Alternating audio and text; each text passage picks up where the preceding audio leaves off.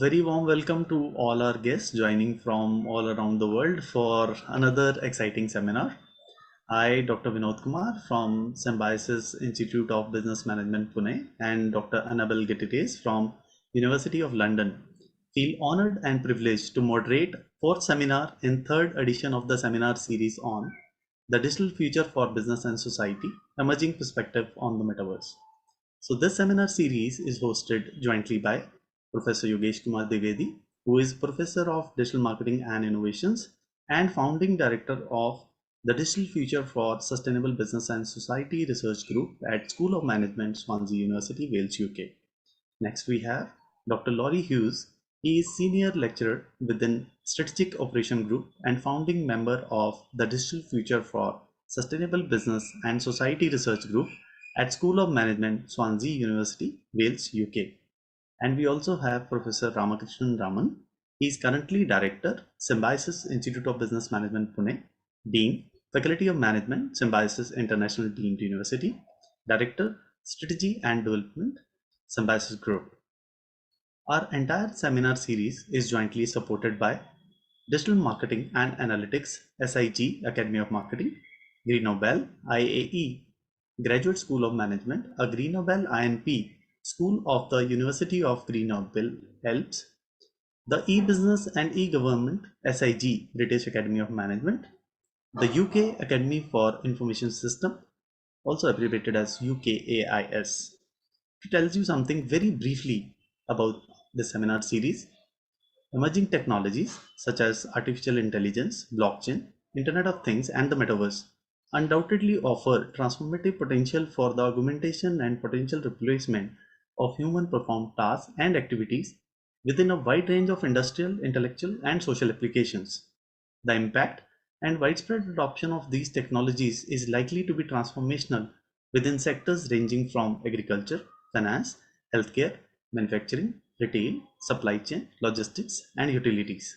The seminar series on digital future for business and society, emerging perspective on the metaverse, will present various perspectives from a number of leading experts to highlight the opportunities and challenges posed by rapid emergence of the metaverse. The seminar series will not only offer a timely and thought-provoking insight into the metaverse, but also its impacts on future of business, management, and societal factors impacted by growth, direction, and widespread adoption of this new immersive technology. Today, we have with us an eminent thought leader, Professor Dimitrios Bouhalis from Bournemouth University Business School, UK.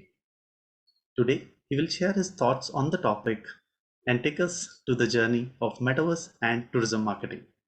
To tell you something about our speaker, Professor Bouhalis is Director of E-Tourism Lab and Deputy Director of International Center of Tourism and Hospitality Research at Bournemouth University Business School in England.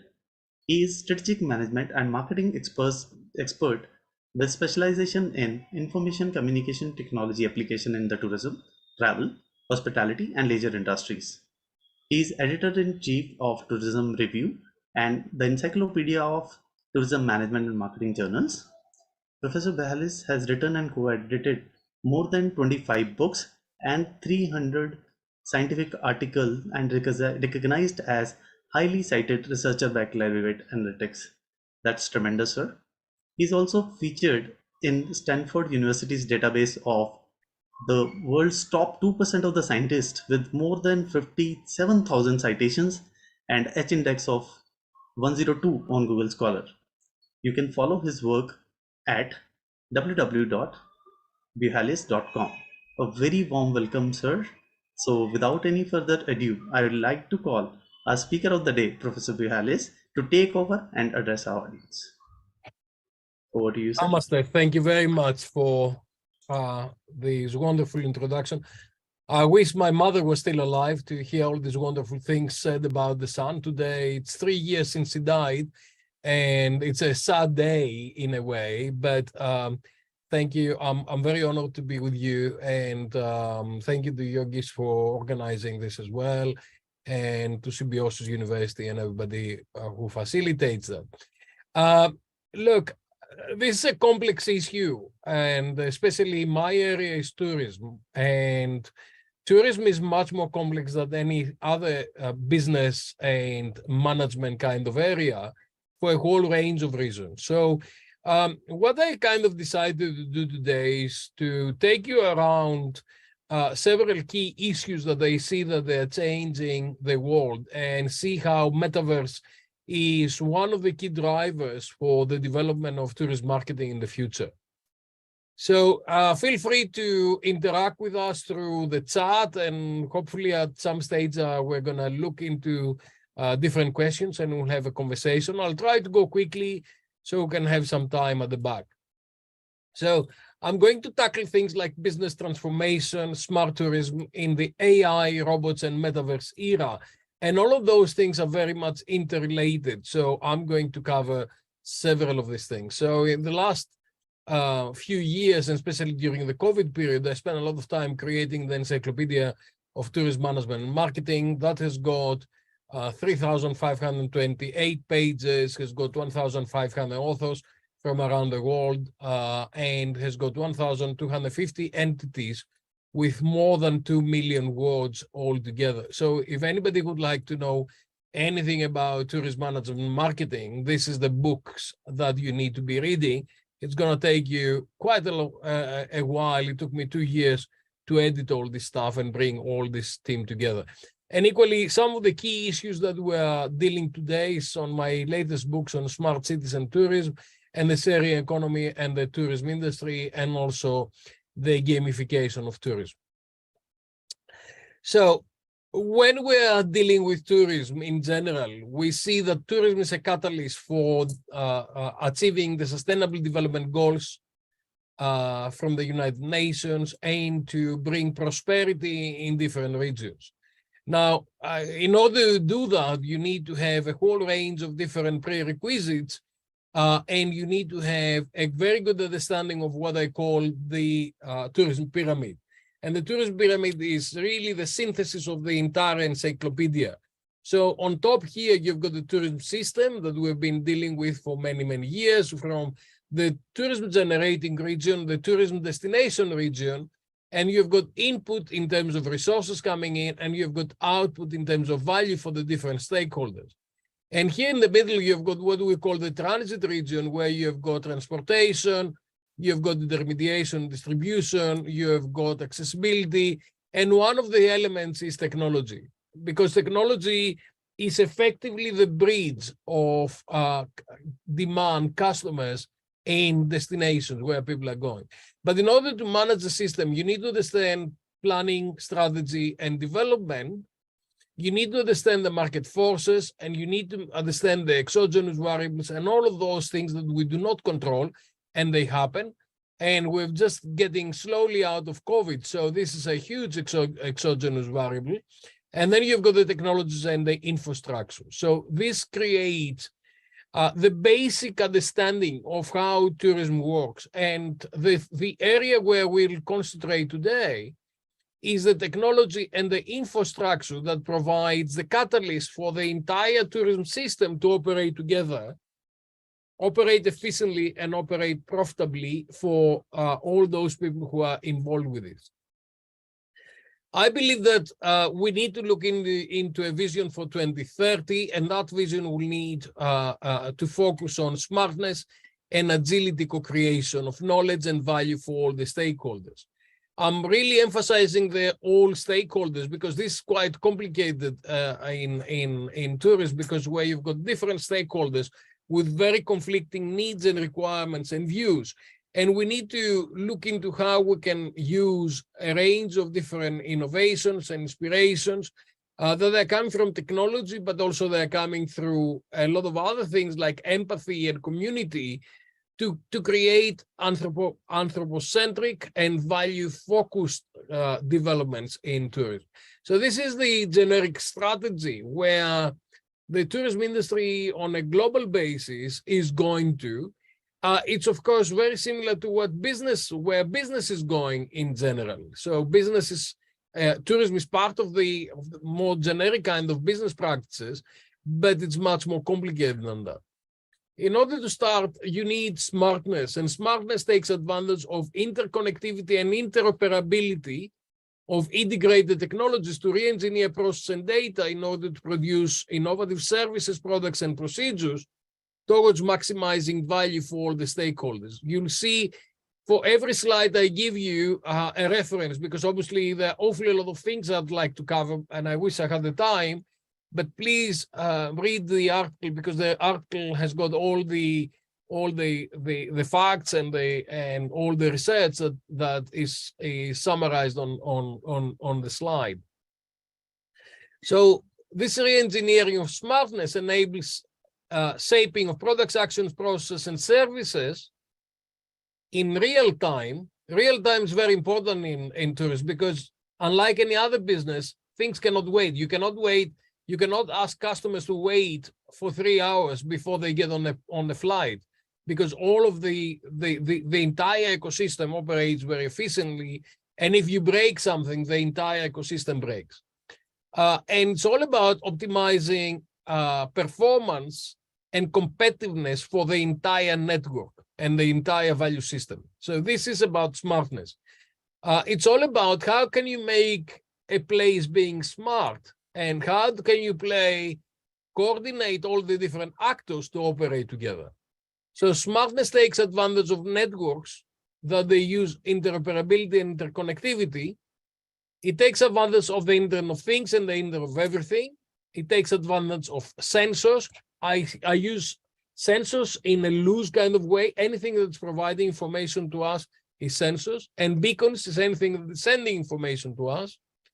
It's using big data and data analytics, social media, user-generated content, and all the different areas that they are creating, co-creating experiences.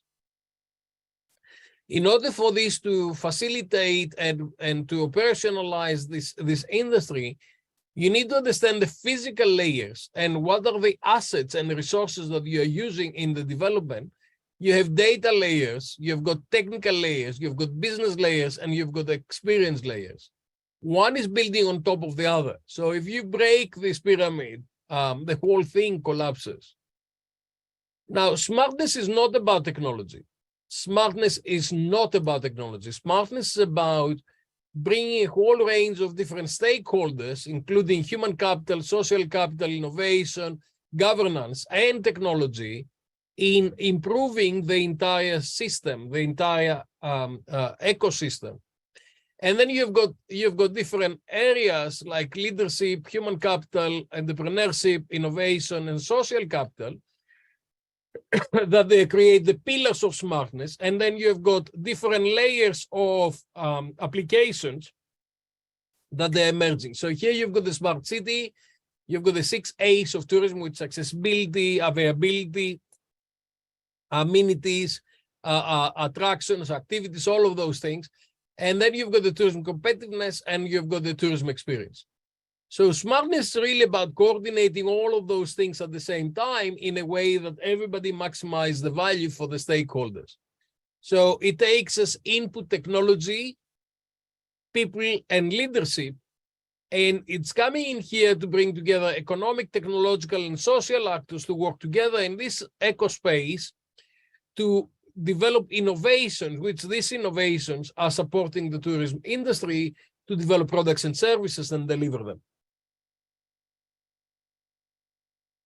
Now, when you are looking to different destinations or different places, it's becoming obvious that you've got a range of different actors all operating together. And a lot of these things are triggered by different real-time enablers. Things are triggering a change in the context, and that context may require a response in a particular way. So a context may be the weather, it may start raining, or it may be snowing, or it may be for some reason delays in arrivals from on airports or whatever. All of those things are triggering a whole range of things, which then they need to bring the different smart systems that they're using, leadership, human and social capital, innovation, and technology to support how the entire system gets together in a proactive and reactive way and address the challenges bear in mind that in tourism, you cannot stop for a minute and think about what you're doing. So if you're manufacturing cars, you can always stop the production for 2 or 3 days. You're going to lose some money, but you can actually do that. In tourism, you cannot, because people are on the move. People are already flying into different areas, or they are at the destination, which by definition is a hostile environment, and they're trying to survive things that they may not be according to plan. So this is a little bit of Tourism 101 for you to kind of understand some of the challenges that we face before going into what they call the future-proofing of tourism. And I'm an old guy. I've been working in tourism and technology for 35 years. I designed the first destination management system back in '89. And I've been using technology and strategically for the last 35 years to see how I can improve the competitiveness of the entire system and the experience of our customers. But what you see now in the future is that our experience is going to be dramatically different. And it's dramatically different because we have different technologies that are acting as catalysts in the development of those things. So you've got ambient intelligence, you've got smart systems and smart tourism, you've got artificial intelligence and ChatGPT that's developing very, very fast. You've got robots, bots, autonomous vehicles, and drones. And then ultimately you've got something that I call hybrid living and traveling, where Metaverse will be one of the most critical aspects of this. I will end up with the Metaverse because I really want to cover a little bit of those things very quickly to actually provide the background why Metaverse is changing so dramatically. So all the technologies have been building over the last 50, 60 years. And I've been part of the technological development since quite early, late 70s. But Metaverse is bringing a range of new services and products and activities that we've never seen before. Many of these things are because language and image recognition capabilities have improved through AI rapidly in the last 4 or 5 years. So we've had a range of different technologies that we're using, but once AI becomes much more clever and it's using machine learning to learn so much material, then we are changing the ball game, and that is changing everything that we do in management and marketing. Ambient intelligence introduces smart systems to everyday environments through propelling interconnectivity and interoperability in all systems, vehicles, and devices through the Internet of Everything. Technical developments that include AI, machine learning, ambient connectivity through wide area networks, whatever these networks are creating a new ecosystem that is changing everything we do. And the new ecosystem is putting customers and stakeholders right in the middle. It diffuses a lot of different technologies around, and it's bringing customer centricity and portability. So when these customers are traveling between different places, they take with them their personas, they take with them their needs and requirements, they take them all their access to different kind of services and products to be able to address their needs and their requirements. When you see what occupies my time in terms of innovation, technological innovation, you see things like robots, and robots are not something that's in the distant future. This is 2018 in Hangzhou in China, where I made a very good friend that was speaking good English, and we could. He kept coming into the elevator before me, and I was always allow them to go in. Right. This is last year in Hong Kong in K11.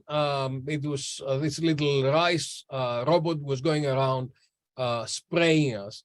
But equally, you've got voice-activated robots, and especially in hospitality. And we've done a lot of research in looking into how people are using them at home.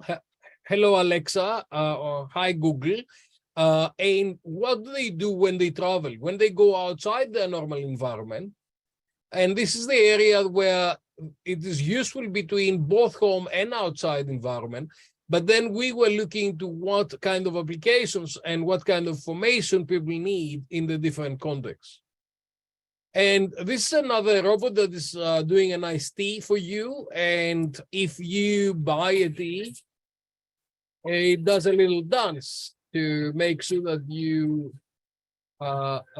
you're satisfied with your tea. So you see robots coming in, and we look into the adoption of robots and what actually looking into what determines the adoption of robots. And some of the key things is the relative advantage. So this is the utilitarian use that is bringing, but also the leadership in terms of top management support and the competitive pressure. So if my neighbors have got robots, I need to have robots. Increasingly, we'll see robots on everything we do. And these two ladies I met in Hong Kong last year, one was a technology expert, the other was a nurse. And we had a full conversation about health issues, and she could actually understand, and she was using anthropomorphic features to have a full conversation. So robots is empowered by artificial intelligence, and we've seen a range of different artificial intelligence coming forward. I'm just going to focus a little bit on the ChatGPT because this is the democratization of artificial intelligence, where in the last 3 months, everybody is using this software to access incredible amount of information at very quickly and very efficiently.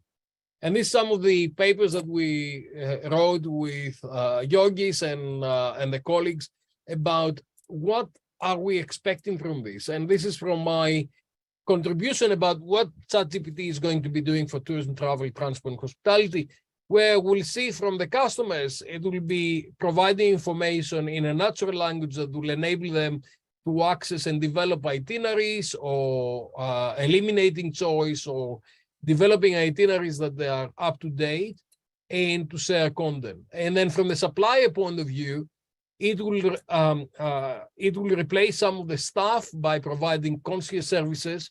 It will provide marketing context and pictures and all kind of content generation. It will engineer menus and create new recipes. It will provide different facts, and it will enable the use of resources towards populating social media and creating different things.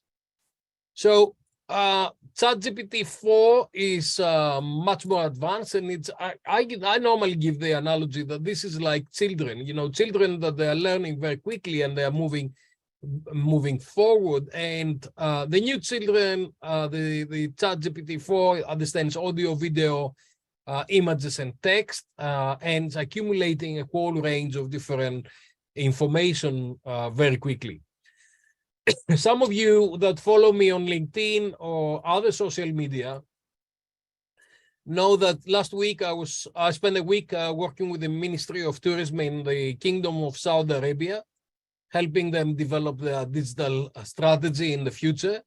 And I was showing to them some of my research findings, that when you are looking to what can I do as a tourist for 4 days in Riyadh, and this is the stuff that Google was bringing forward. And this is how we got used to finding information in the last 15, 20 years. And then I showed them what ChatGPT was offering to me. Please create an itinerary for 4 days. And then I said, okay, what about if I'm on a wheelchair user and is this accessible? Is this itinerary accessible?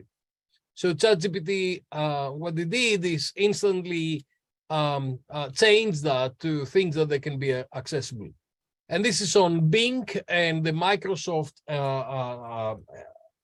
robot, and it's looking to, I said, okay, give me some key attractions, and then can you eliminate that to historic and cultural attractions? And you can see here that the machine is prompting you to go to the next stage, because it says, okay, if you want that, you probably want to know that as well.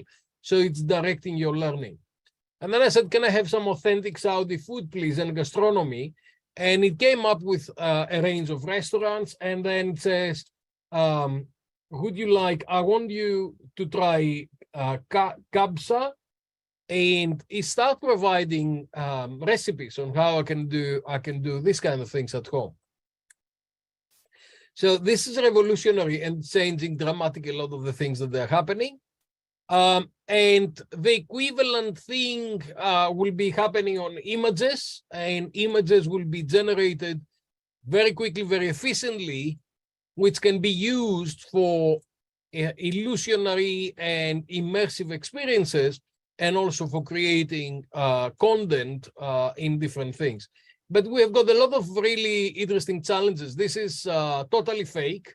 It was developed by a newspaper to show what would happen if Trump was to be arrested. So we are gonna go to a situation where real and fake will become immersed, and wouldn't be able to understand what is real and what is not. If I didn't tell you that this is fake, you could have believed that Donald Trump was running for his life, was arrested, and everything else. So we'll kind of go to a constructed reality, which will be a very big challenge in the future.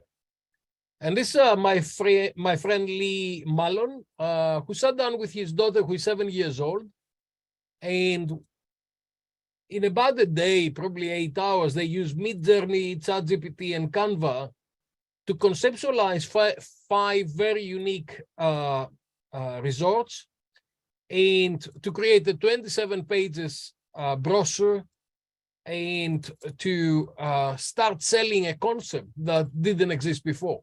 So they just created the hotel chain based on their experience and based on what they want to do. So that drives me towards Metaverse and what Metaverse is and where we are going. And I think Metaverse will be revolutionary, because we are going to be able to move to very different environments, illusionary and immersive, where we'll be able to experience things that we'll never had the experience, never had the ability to experience before. So with a few haptics and a little bit of technology, which will become increasingly available on all kind of for all kind of budgets, you'll have a situation where people will be able to experience many different things. Like, can I come to Taj Mahal, and can I look into the Taj Mahal without leaving actually from my office in Bournemouth? Now, for us, this creates a whole range of new challenges, because we need to serve tourists and customers on the online and the offline environment. But of course, if people do not arrive to our destination, there is no transaction made and there's no money coming in. So we really need to be very, very clever on how we are developing these things. Metaverse is part of a technological revolution or evolution that we started from Web 1, Web 2, augmented reality, virtual reality, mixed reality. And then the next stage was immersive reality, where you have got the ability to interact in a digital twin to your real environment, or to imagine, or you co-create a new environment where you're going to be able to interact. We use augmented reality, virtual reality, and mixed reality, all of those things, to actually create photorealistic environments and digital twins where people can operate in these kind of areas. And then you've got augmented reality and virtual reality supporting things from mixed reality and assisted reality and virtual reality, to actually maximize the ability of imagining what is in the future. And you are looking to the technology, content, and user in order to improve that experience. I'm not sure if I can play this video. Let me see if I can do that. Can anything keep the metaverse from dethroning travel and tourism? Why pay thousands of dollars on high carbon emitting flights? Why face delays at airports, lose luggage, or get grounded because of pandemics, wars, or even pilot strikes, when the metaverse is by far the cheapest, safest, arguably the most entertaining way to travel? With 5G multi-sensory experiences, you can smell fresh brewed coffee in Parisian street cafes, hear the calls of the wild in Amazon jungles, explore Egypt's Great Pyramids inside and out, bike the Great Wall of China, or simply tour a luxurious hotel room before paying for it. These immersive strategies can all be gamified and personalized. The metaverse has grown wings. The question is, are you on board? Now, Can anything keep the metaverse? I have to say a few things. Number one, I don't believe that metaverse is about avatars and avatars running in a digital environment. I think it will be when, in order to be actually utilized, it will be much more immersive and much more realistic. I think it will be like having a class right now and me seeing you in my metaverse environment exactly the same way that like I would have done if I was in India right now with the audience in front of you. And I think that is the level of interaction that's going to take us forward.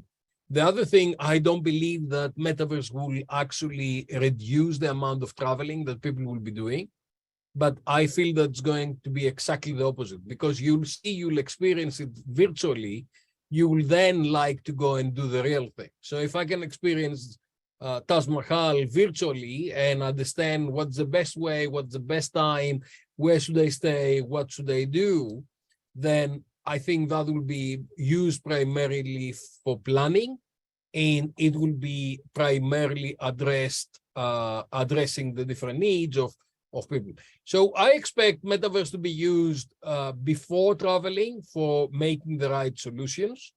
I would expect augmented reality or some kind of metaverse being using during the visit. So you can have interpretation, you can look into the different things and engage with different players.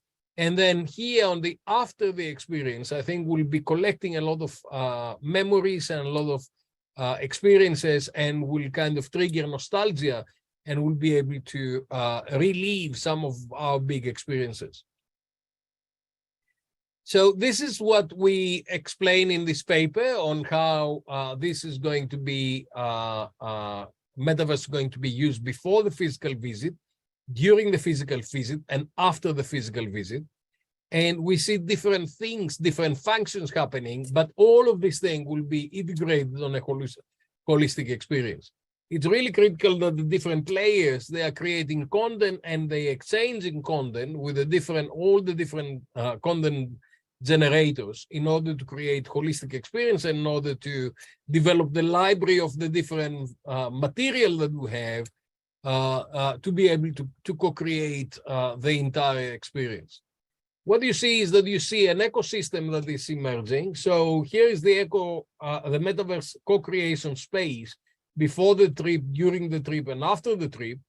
But then you'll have a range of suppliers, principals, and public sector organizations and governments providing information here and supporting this to develop.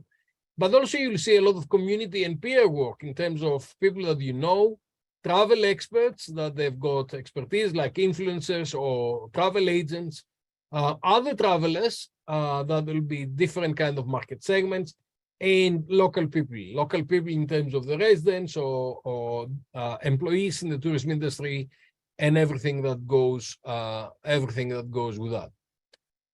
Now, this is Chengdu in China, and they've created a little metaverse experience to actually give you the opportunity to look into some of the things that they're doing.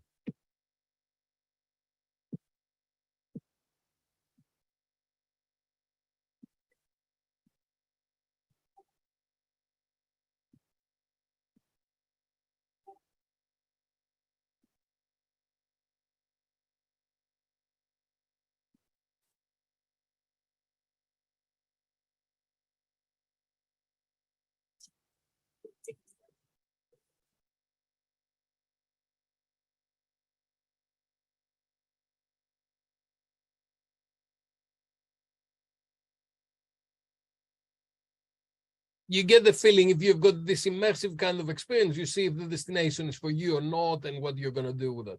I love this slide because it says, don't sit very close to the television, you'll damage your eyes. This is back in the 90s, whoever was, remember the 90s. And in the 2020s, we are getting so much closer to all the technology to make sure that we have a real experience. And this is one of my favorite destinations in Bali, where if you are playing this video, and I give you the reference here, they show you, these guys are going around, they give you a 360 degrees version of what Bali is about. Show you what a vlog will look like. So they give you a much more realistic kind of approach to what you would expect when you are going to Bali, because they're almost exactly what you'll be living when you go to the destination. And then some of the other photorealistic kind of environments is that, do you want to have a flight like that? What is the best? Which is the best business class? Is that Emirates? Is that Qatar? Or is that Saudi? Or is that, I don't know, Singapore Airlines? Can I have a look, please, and see what's happening? Or how can I experience different things? Or how can I participate in a conference in a hybrid way? With some people being in reality, in location, and some people being far away. Now, a lot of the metaverse developments will not be coming from tourism. They'll be coming from military, they'll be coming from medical kind of sector, where there's so much stuff developing currently. And I think we'll learn from them and we will be able to operate them in different environments. My favorite one is this one in Uganda, where this project is giving to the ladies VR headsets to be able to travel them, to transport them to a different reality and support their development and support what they're doing. So I like to stop here. I hope that you had enough stimulation to have the conversation. You've got the Encyclopedia of Tourist Management and Marketing. You've got a couple of books that I've developed, and you've got where you can find me if you need me and you'd like to develop the conversation. So thank you very much. Thank you. Thank you very much, sir. It was such an insightful session and covered many things from evolution to revolution of technology that Metaverse will gonna bring. And one of the question that was coming to my mind, that was Metaverse, can it lead to, because you mentioned it won't, but still that was running in my mind, because many people will not be able to travel due to physical limitation and financial constraints. So could Metaverse lead to decline in tourism because of virtual travel experiences? What do you think? It's an interesting question that a lot of people are asking me. So if you don't have the money to go to Hawaii, or if you are disabled and you cannot actually travel 24 hours, or if for some reason you are looking after your mother or whatever, you cannot do, you'll be able to escape and use Metaverse to go to an illusionary and immersive environment and explore some of the things. Having said that, I don't think that people will replace the real experience for Metaverse experience if they have the choice. So what's going to happen is I think people will be doing both. They'll be using Metaverse to select things and see if this destination is for me, would I be comfortable there? So some of it is risk reduction, some of it is optimization of utility based on my resources. Should I go to Hawaii or should I go to Bali? What would I like most? I only have 2 weeks of holiday and $2,000 to spend, right? And then when I'm deciding on a destination, should I go to the Continental or should I go to the Marriott or should I go to the Taj Palace? And all of these things, we kind of, so far, if you see what we're doing, we were going to Google and we're trying to find out from Google what we like most. Now you'll be able to experience that up to a point and actually make an informed decision based on this experience. So I don't see less travel, I see more travel, because I think a lot of these things will be stimulated in the same way that when you are looking at a film where James Bond is playing or whatever, the next things that you would like to go and explore where this happened? Right, that is an interesting answer. So, before I take questions from the audience, Professor Yogesh, I'd like to invite you to say a few words about this talk. No, I mean, talk was just as immersive as Metaverse can be. It was very interesting, and what was very nice that Professor Guhalis gave the other technologies background. I think those technologies are going to play a role, be it AI, other form of AI or ChatGPT, and many. They also will play a role in the Metaverse environment. For optimizing it, for making it more experiential for people. So that's one thing I want to say. Otherwise, I learned quite a lot of things here. I mean, obviously, there are a number of questions, and I don't want to take time from there. But I would like to request Professor Guhalis to kind of give a bit of insight to people. They want to research in this domain, what they should do. And lots of conceptual piece has emerged, and what kind of method, theories, and things that you think would help researching in this area? You are on mute, Professor Guhalis. I was on mute, yes, because I didn't want echo to come back to you. So basically, what I think is that so far, we've written 3 publications together, and then I've written another 3 on my own that are much more focused on tourism hospitality. So when people are approaching me now and they said, okay, let's write something on Metaverse, I said, look, the conceptual thing is more or less done. And I think your leadership has been excellent, and you were very quick on the mark to create the articles that everybody will be reading and learning, because partly a lot of people were saying very inaccurate things. I say inaccurate because I don't want to say stupid. So a lot of people were kind of thinking of Metaverse in a very strange way, and I think your leadership created the thought leadership and the thought-provoking kind of pieces where you got us, 30, 40 people together to think about what is this happening. So this will create the theoretical background and will give us the conceptual background of what's happening.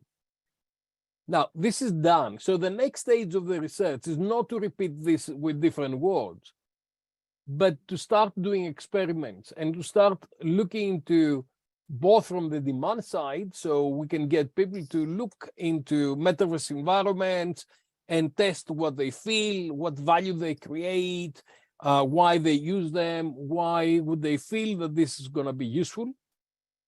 And on the other side, we need to do that on the supply side. We really need to work with airlines. We really want to work with all kinds of different players to see what can we do with this thing. And one of the very interesting things, which there are a lot of things that you cannot predict where this thing is going to go. So one of the things that we do in Grenoble University is we are now working with the Dementia Center, because what's happening is that people who have got dementia, they kind of forget part of their past. And what we would like to look at is if we had digital memory, because someone who has traveled, I don't know, to Greece and has taken awfully a lot of video and pictures and everything else, and now they've got all this content available to them, will be able to get them to re-experience that on an immersive environment in a way of triggering back their brain. So there are a lot of use cases that will be emerging that we have no anticipation. We don't know them yet. A lot of things are going, a lot of innovations will be emerging because a new technology is coming forward, and a lot of new things will be emerging to support that.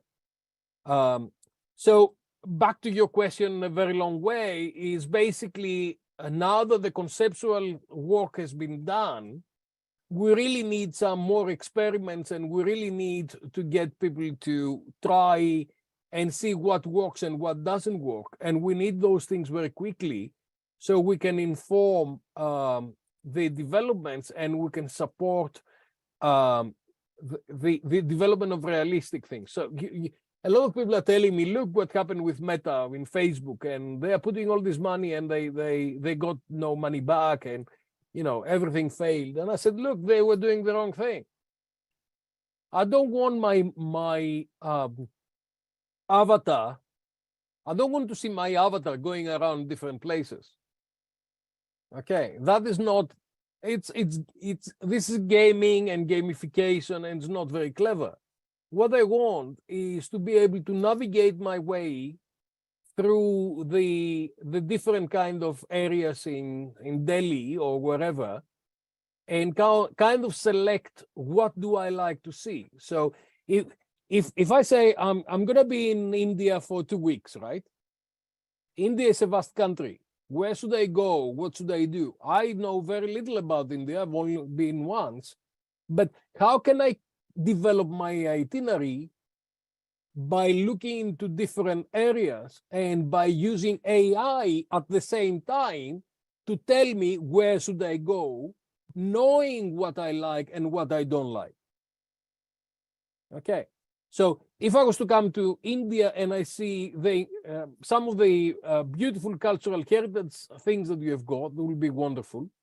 If it was to engage with me, engage me with other people that are like-minded, so we can have an interesting conversation, I would love that. But if I was to, but I would like to avoid some of the poverty that you've got in India. I would like to avoid some of the dangerous areas. I would like to avoid some of the places that I wouldn't really enjoy. Okay, so it's those things, and that's why I brought all the different things together, because you'll have AI, you'll have robots and robotics, you'll have Metaverse, all of those things co-creating the experience in the future.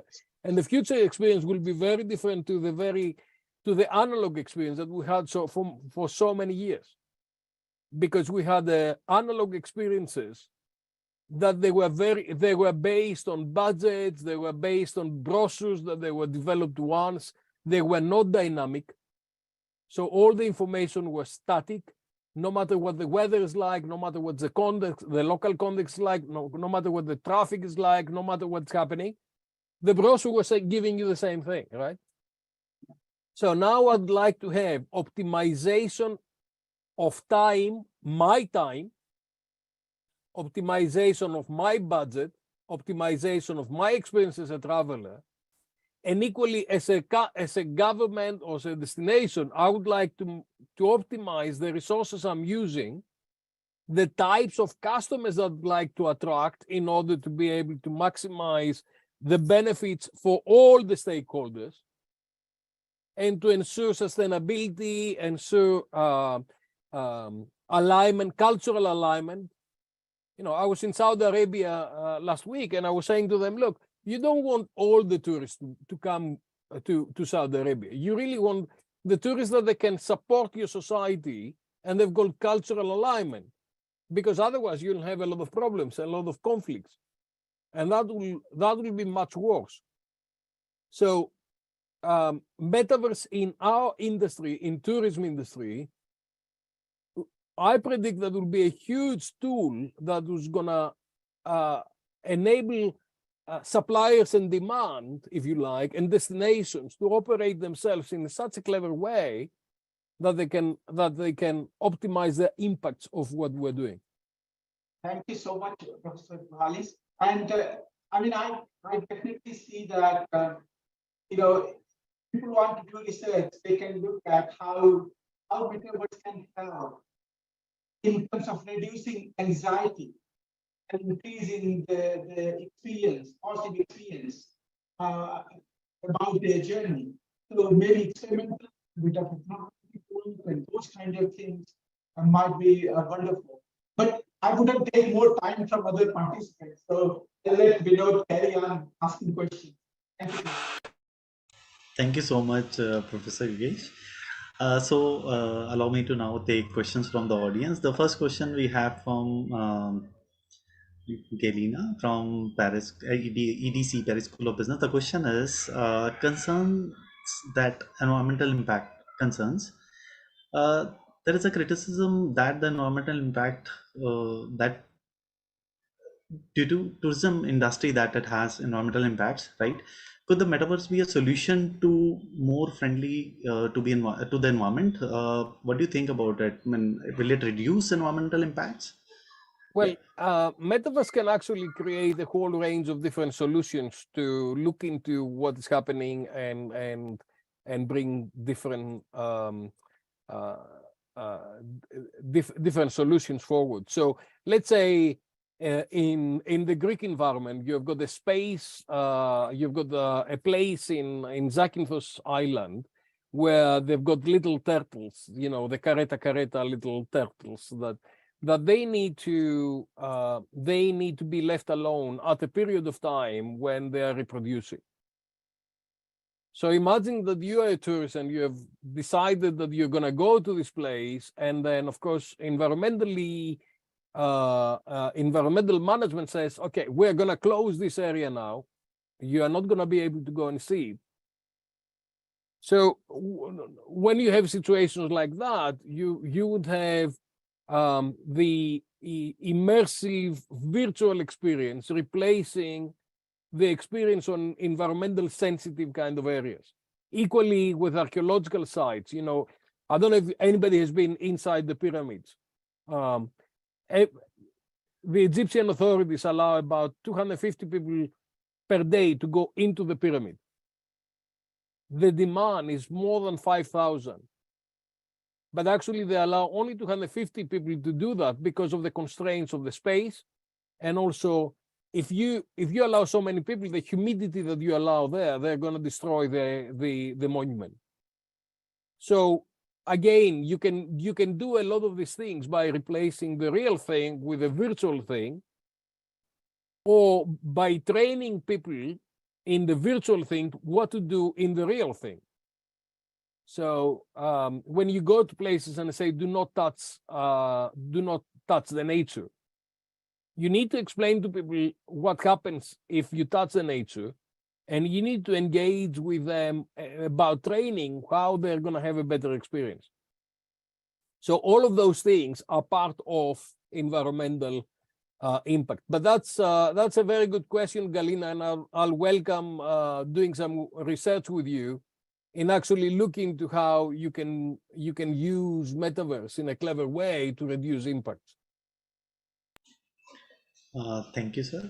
Next question we have from Mr. Osman. He's asking how will the impact of Metaverse on consumer behavior in tourism will be? What theoretical models that you recommend to be taken into consideration to do future research? Well, consumer behavior can be divided into many different things. So you've got the measurement of intention and what can Metaverse do for intention.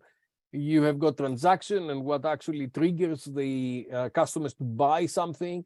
You've got the actual behavior of people in a particular place. And back to what Galina was saying earlier on, you know, we find that people, when they are traveling, they don't want to be environmentally friendly. They would like to waste as much water as they can because they are not at home.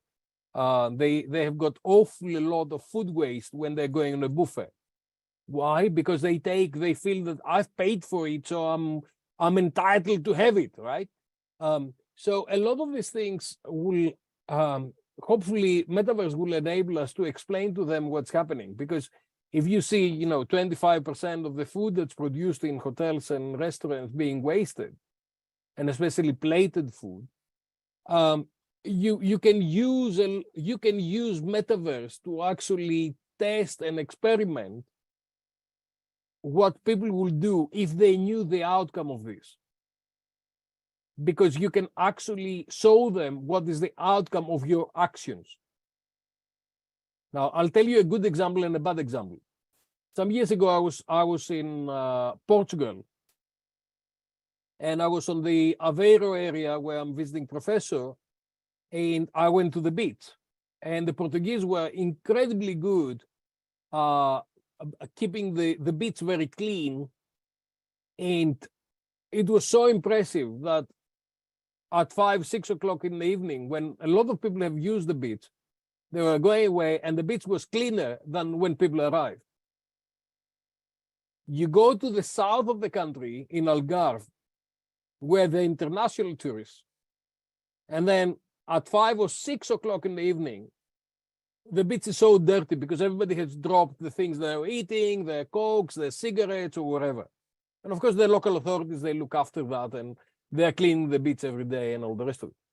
I'm wondering if someone have actually saw the impact of their actions and their consumer behavior, and they had experienced that before and after, and they've also seen how civilized the Portuguese community was when they were going to the beach.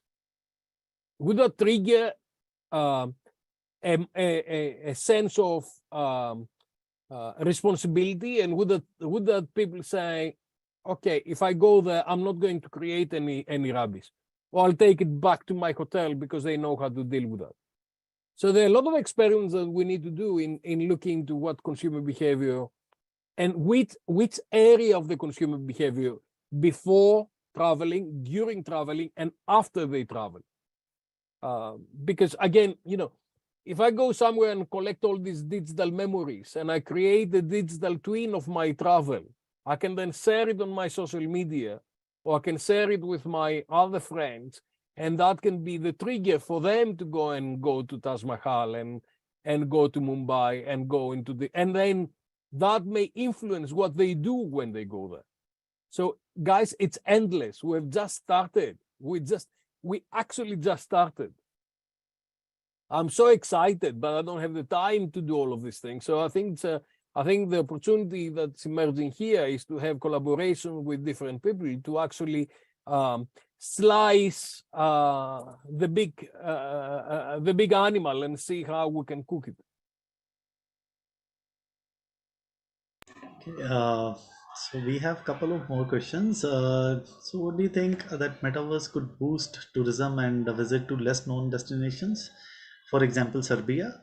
So your Yes, opinion. of course, especially if you are not on the news, if you are not occupying the social space and the technological space, you can use clever immersive technologies to actually showcase why should I go to Serbia. I know, as a Greek, I know why I need to go to Serbia, because they're wonderful people, fantastic cuisine, and very nice resources. But I'm not sure if I was asking in India, would you like to go to Serbia? They'll probably say, Serbia, where is it? What is there? Does it have an Eiffel Tower? Does it have the Big Ben? Because people, especially in the beginning of their travel career, they are collectors of memories and they are collectors of things that they understand that they need to do. Must-do list, tick, tick, tick, tick. If you're in a place like Serbia that doesn't have a huge attraction and doesn't have something that's very recognized, you need to work on creating that attraction, and having immersive environments like Metaverse will enable you to actually communicate much better. What is the value I'm going to collect in Serbia? Okay, and I think there's huge opportunity for less known destinations to actually use these things to be able to compete with much better known destinations. Thank you, sir. The last question that we have is, with due respect, somebody asked that you mentioned about human and social capital, but you didn't consider structural capital into consideration. So what is your take on that? Look, I think all of those things need to bring together all the different resources and blend the resources in the most clever way. Obviously, we identify the most critical elements of what we see that they are required in order to develop these things. But everything needs to come together and to be harmonized and to be synchronized in a way that is creating value for all stakeholders. I think this is my bottom line. Is what do I, because I don't care about the use of technology. I really don't. It's not about using technology. It's about creating value for the different stakeholders who are using technology.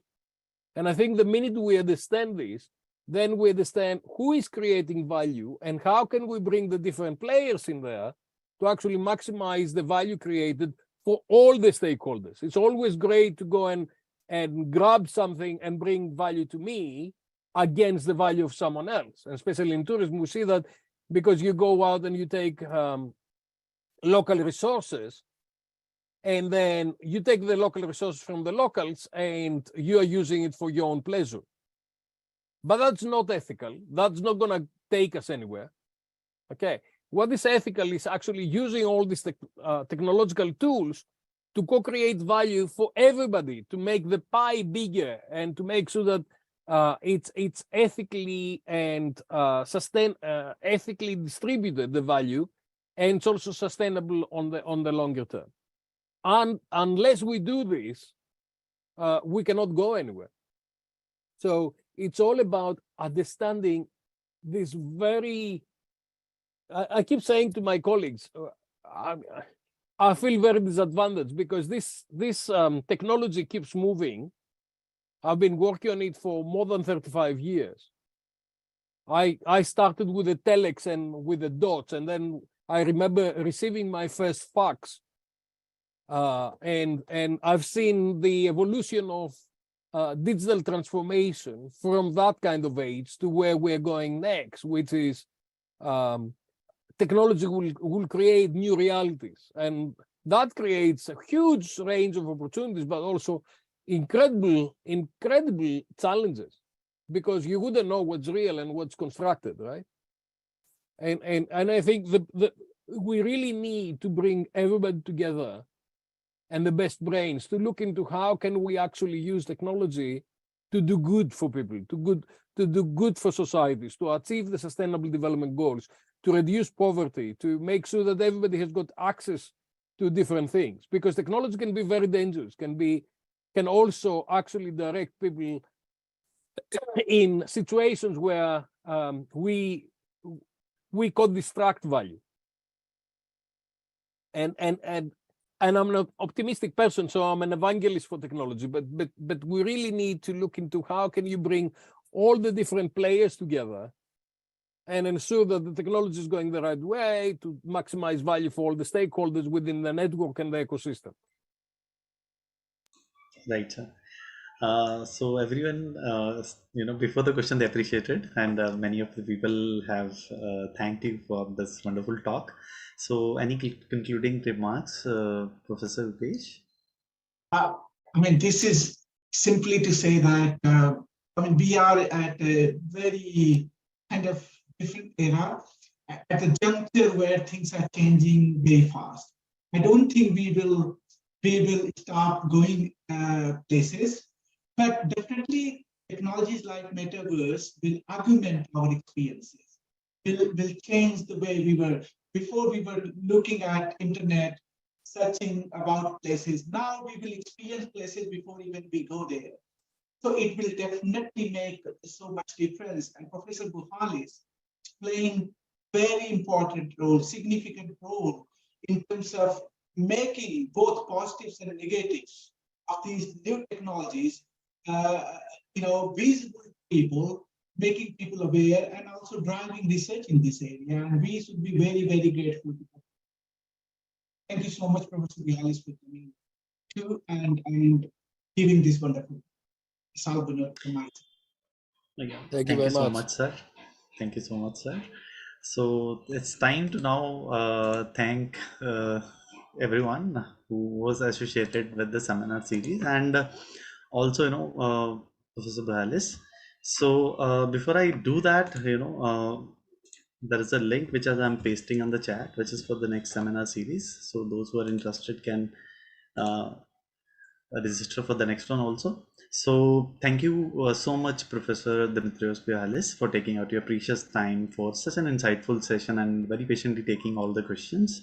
Many thanks to Professor Yogesh Kumar Dwivedi, Dr. Laurie Hughes, and Professor Ramakrishnan Raman for conceiving this idea of seminar series and also for creating such a wonderful platform to discuss this contemporary theme on emerging perspective in the metaverse.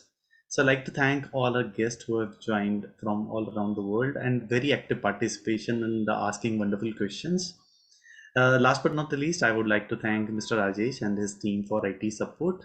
So link for the next seminar series, I already said, it's pasted on the chat. Those who are interested can register for the same. So before we leave, I would like to announce next seminar is scheduled on 26th April 2023. There are three eminent speakers: Professor Samuel Fosso-Wamba, Toulouse Business School, France; Professor Michel M. Quiroz from FGV EAESP, Sao Paulo, Brazil; and Professor Anuragini Sirish from Institute Mines Telecom Business School from France will join us to touch upon a very interesting topic: unlocking the business value of the metaverse in manufacturing and operations management. So request all to mark the date on the calendar to avoid hassle. So thank you.